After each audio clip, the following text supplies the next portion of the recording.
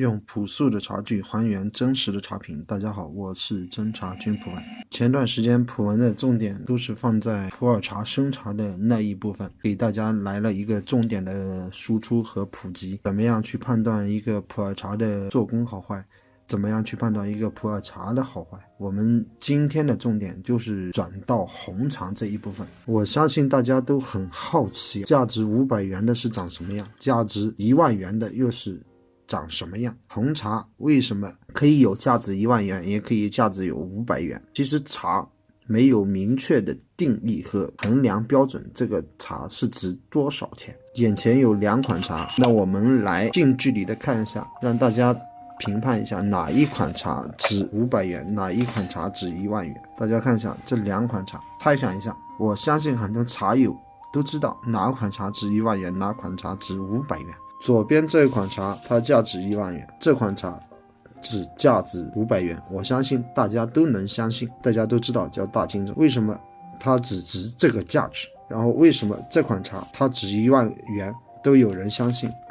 或者值5000元都有人相信？这是为什么？没这个好看，这个还是一个仰一个单雅的，这个条形弯弯曲曲黑不溜咚的，为什么呢？为什么这个是有明确的衡量的，大家都可以做市场上做对比，大家都知道500元已经卖顶天上了，为什么这个茶可以卖到1万元？这个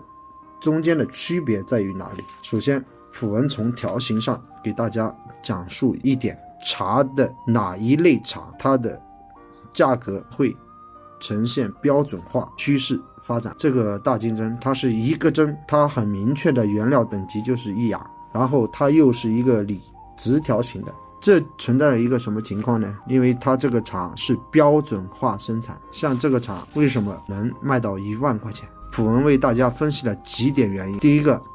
原料的稀有性，物以稀为贵，这是我们常人对这个事物对物质追求的一种概念，越稀少的东西觉得越有价值。所以当这类茶定义为古树野生古树红茶的时候，它的品级一定比这个家茶要来的稀有，所以它的原料的稀有性可以让它产生高价值。普文今天不想给大家输出一个误导性的概念不是日后大家看到这个全黑黑的卷卷曲曲的这类茶就是高价茶，没有这个意思，只是让大家来作为一种评判和判断的一种基本的常理。像这类茶它牵涉到手工的制作，这个茶牵涉到机器的制作，大家都知道运用机器制作，大家是为了标准化生产来降低商品的价格，这是我们要去做一个标准化生产的一个基础。但是这个茶它的原料的稀有性不存在它标准化生产的一个概念，不存在这个条件，所以它只能用手工带机器结合的一种加工方式。一旦我们牵涉到手工的茶，就无法定义它的真正的价值和标准，所以存在市场上任何茶都是一样，牵涉到手工制作的，它的价位和价值远远高于机器制作，这是人本位的一个思想观念，我相信常人都是这么来思考的。接下去普文要重点讲述的是如何从条形当中我们能看懂这个红茶。大家谨记的第一个概念，所有牵涉到以机器加工为主体的大量生产的茶，它的价格应该是较低的。凡是能用标准化生产的，它的价格是比较低的。第二个概念就是在于这个生产原料的大众化和大量化，所以导致这个茶叶的价值它是相对低价值的，因为这个原料太多了，需要大多数人去消化它，也印证了一个道理，物以稀为贵的一个道理。第三个概念就是品饮感受的平民化，像这类茶单雅它的感受跟一芽一叶的感受差别不大，没有特殊性。就像这类茶，它就明显的特点它是不一样的，而且像有这类茶特点让你感受体验，让你觉得非常特殊的茶，它本身很具有稀有性，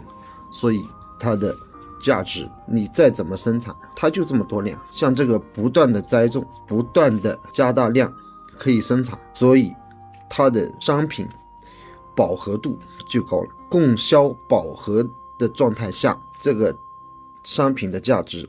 只会往下降，因为供大于求，这就是现状，这是我们商品经济的一个现状。这是普文为大家分析的3个概念，为什么有些茶